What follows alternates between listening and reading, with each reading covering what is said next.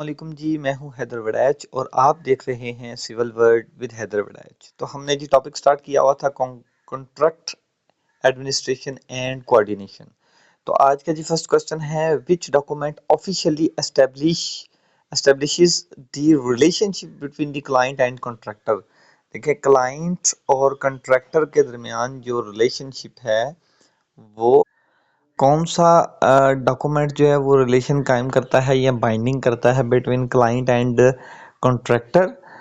This is contract agreement. जो contract agreement होता है ये क्लाइंट और कॉन्ट्रैक्टर के दरमियान बाइंडिंग करता है, रिलेशनशिप बनाता है। ठीक है जी। नेक्स्ट क्वेश्चन है जी, which clause in a contract protect against the unexpected price fluctuation. जो अनएक्सपेक्टेड प्राइस फ्लक्चुएशन होती है इसको कौन जो है वो प्रोटेक्ट करता है, कौन सी क्लास प्रोटेक्ट करती है? तो क्लास होगी जो एडजस्टमेंट वाली है, प्राइस एडजस्टमेंट क्लॉज। ठीक है, लिक्विडिटी वाली तो नहीं होगी, ये तो पेनल्टी होती है। डिस्प्यूट वाली भी नहीं होगी, मोबिलाइजेशन एडवांस वाली भी नहीं होगी, ये एडजस्टमेंट क्लॉज होगी। ठीक है। नेक्स्ट है जी, what is the function of an advance payment bond. ये एडवांस पेमेंट बॉन्ड क्या होता है? बॉन्ड का मतलब है बॉन्ड। बॉन्ड कौन देता है? कॉन्ट्रैक्टर की तरफ से ये दिया जाता है बॉन्ड, जो है वो क्लाइंट को या प्रिक्योरिंग एजेंसी को या डिपार्टमेंट को। बॉन्ड कौन देता है? कॉन्ट्रैक्टर। और ये बैंक जो है ना वो इशू करता है। ठीक है, तो बैंक की तरफ से ये प्रोवाइड किया जाता है। तो ये इसका फंक्शन क्या होगा? फंक्शन इसका होगा, ये गारंटी होती है कॉन्ट्रैक्टर की तरफ से। ठीक है, तो guarantee contractor will use advance payment appropriately. कि ये कॉन्ट्रैक्टर को जो हम एडवांस पेमेंट दे देते हैं वो एडवांस पेमेंट यूज करेगा। ये ना हो कि कॉन्ट्रैक्ट भी ले लिया, वो एडवांस पेमेंट भी ले ली, लेके भाग जाए। नहीं, उसके लिए जो है वो फिर जो कॉन्ट्रैक्टर है वो पहले एडवांस पेमेंट बॉन्ड जो है वो जमा करवाता है। ठीक है, यहाँ परफॉर्मेंस बॉन्ड उसे कह सकते हैं। ठीक है। नेक्स्ट क्वेश्चन है जी, which contract type is the preferred when the scope of the uncertain. अगर स्कोप अनसर्टेन है, डिफाइन नहीं है, तो उस सूरत में हम कौन सा कॉन्ट्रैक्ट करेंगे जी? पर कॉस्ट प्लस परसेंटेज कॉन्ट्रैक्ट। ठीक है, तो कॉस्ट प्लस कॉन्ट्रैक्ट जो है ये हम जो है वो करेंगे अगर हमारे पास प्रोजेक्ट का जो है वो स्कोप जो है वो डिफाइन नहीं है तो। ठीक है, आगे है जी, what is the usual defect liability period. Defect liability period कितना होता है जी? 6 माह से 12 माह होता है। ठीक है, तो 12 मंथ वाला ऑप्शन करेक्ट होगा।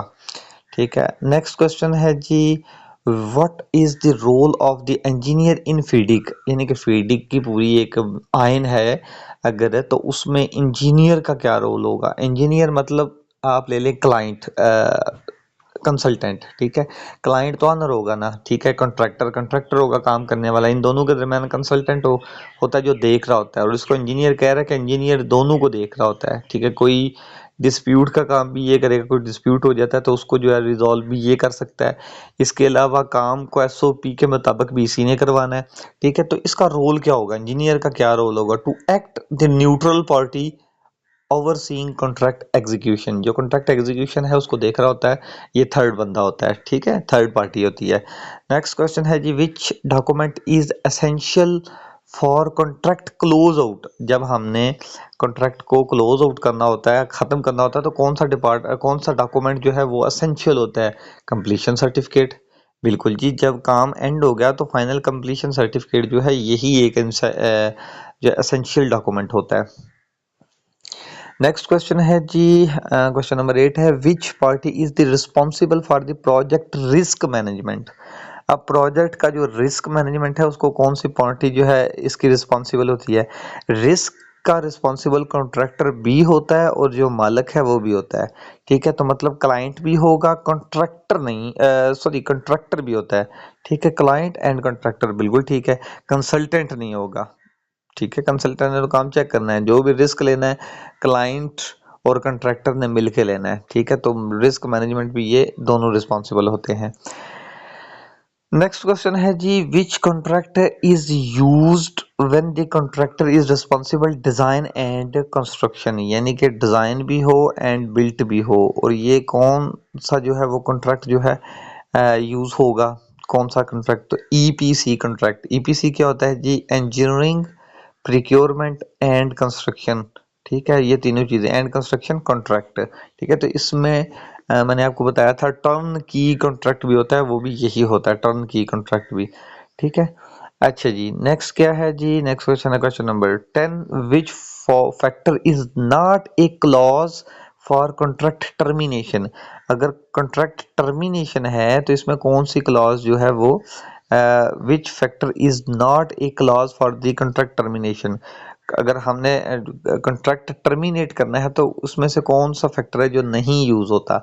बैंक कॉन्ट्रैक्टर बैंक रप्सी, मतलब कि बैंक का दिवालिया, कॉन्ट्रैक्टर का दिवालिया निकल जाना, ये जो है बिल्कुल इसकी वजह से हम जो है टर्मिनेट हो जाएगा।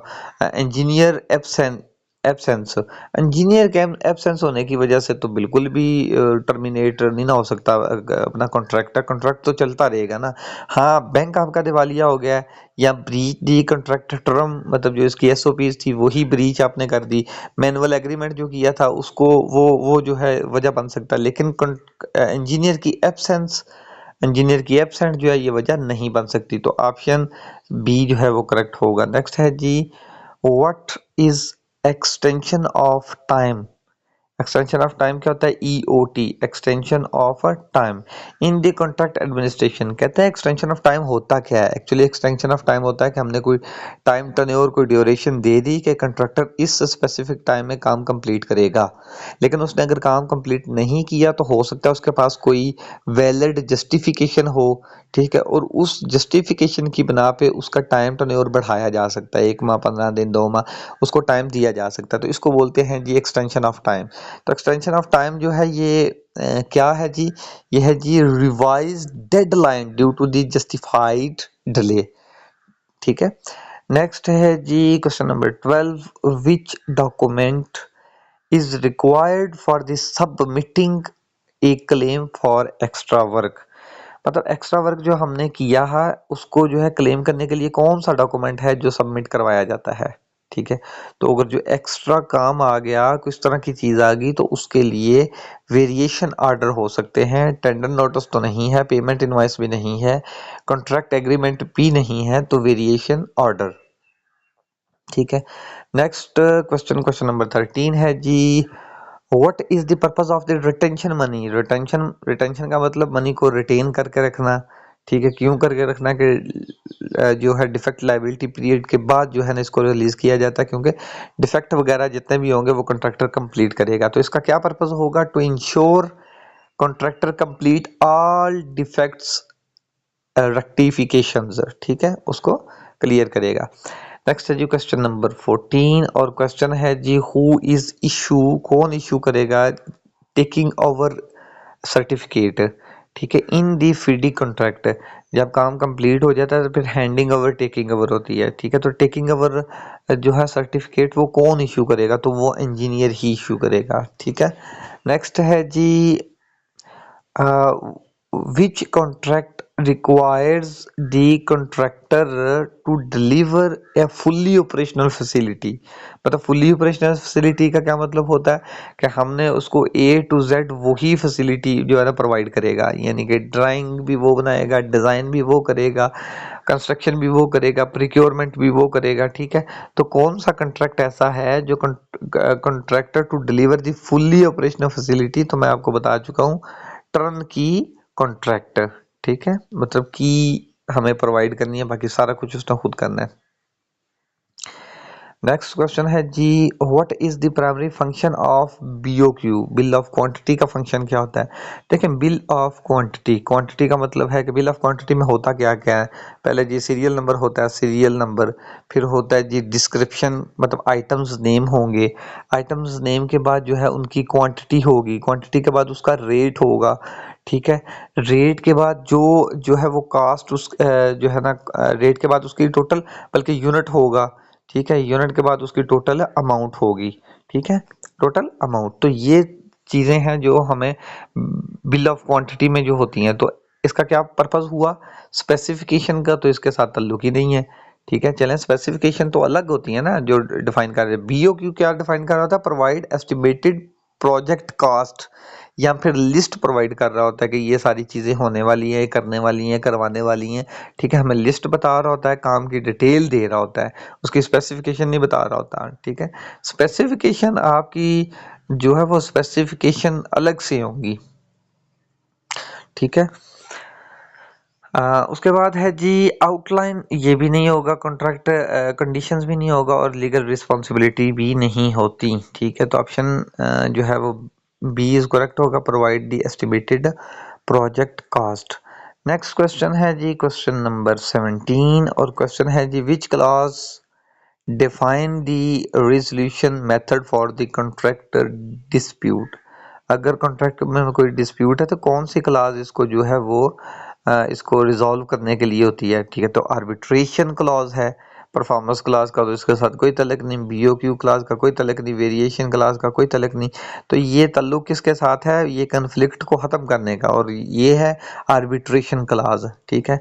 नेक्स्ट क्वेश्चन है जी क्वेश्चन नंबर 18 और क्वेश्चन है which contract type involve periodic payment.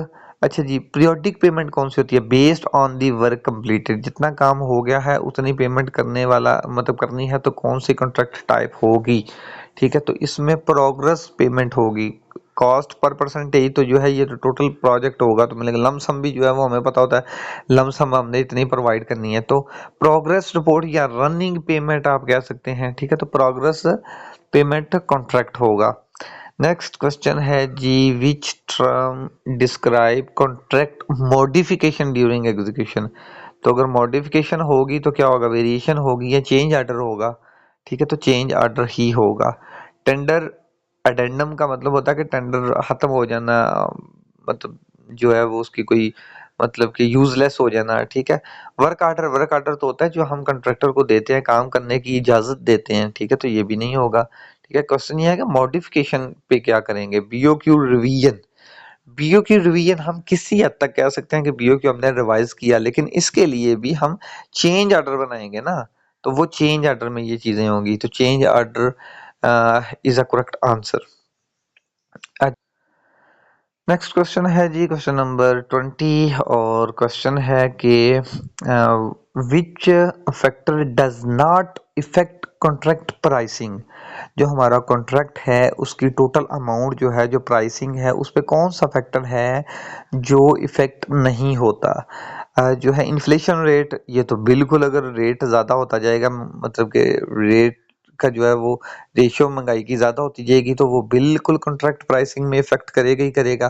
Contractors profit margin, अब कॉन्ट्रैक्टर प्रॉफिट मार्जिन अगर 10% है तो वो 20% होगा, तो बिल्कुल कॉन्ट्रैक्ट की प्राइस पे इफेक्ट करेगा ना, तो ये भी ऑप्शन नहीं हो सकता क्योंकि क्वेश्चन है कौन सा फैक्टर इफेक्ट नहीं करेगा।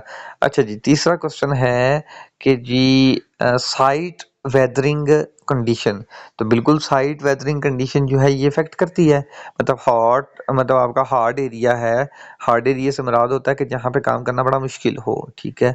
मतलब कि नॉर्दर्न एरिया वाली साइड पे, यानी कि जैसे अगर दासू डैम, बादशाह डैम बन रहा है तो वो हार्ड एरिया होता है, ठीक है। नॉर्मल कंडीशन से जो है ना वहाँ पे डिफिकल्टीज होती हैं, तो ये भी कॉन्ट्रैक्ट प्राइसिंग पे इफेक्ट कर रही होती हैं। क्लाइंट फाइनेंशियल स्टेटस, ठीक है, तो ये एक्चुअली आंसर होगा जो मतलब इफेक्ट नहीं करता, ठीक है। तो क्लाइंट का फाइनेंशियल स्टेटस कुछ भी हो, वो मतलब कुछ भी हो उसका स्टेटस, मतलब अरबों खरबों जो मर्जी उसका जो पर्सनल स्टेटस हो फाइनेंशियली, उस पे उसका जो है वो कॉन्ट्रैक्ट प्राइसिंग पे इफेक्ट नहीं होता, तो ये ऑप्शन डी इज करेक्ट। आज के लिए इतना ही जी, मिलते हैं नेक्स्ट वीडियो में, अल्लाह हाफिज।